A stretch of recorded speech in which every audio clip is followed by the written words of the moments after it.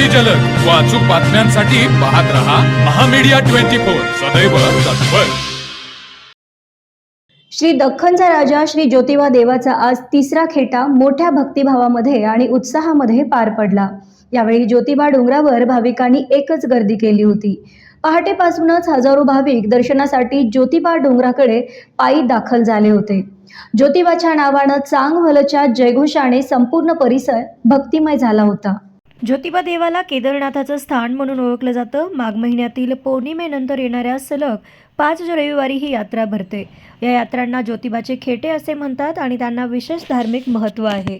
ही प्रथा केदारनाथ ज्योतिबा देवाच्या दक्षिण मोहिमेशी जोडलेली असल्याचे सांगितले जाते।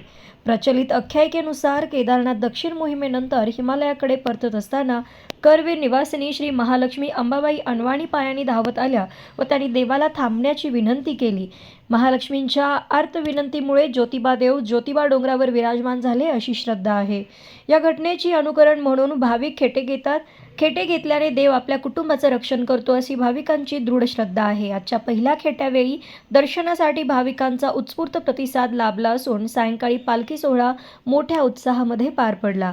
यावेळी संपूर्ण परिसर भक्तिरसात न्हाऊन निघाला होता। दख्खनचा राजा श्री ज्योतिबा देवाचा तिसरा खेटा संपन्न झाला। आज पहाटे 4 वाजल्यापासून कुलदैवत दख्खनचा राजा श्री ज्योतिबा देवाच्या दर्शनासाठी असंख्य भाविकांनी गर्दी केली होती। याचबरोबर आज सायंकाळी 8:30 वाजता श्रींचा पालखी सोहळा संपन्न होईल। तर मग चला सबस्क्राईब करायला विसरू नका महामीडिया 24 न्यूज चॅनलला। महामीडिया 24 सदैव तत्पर।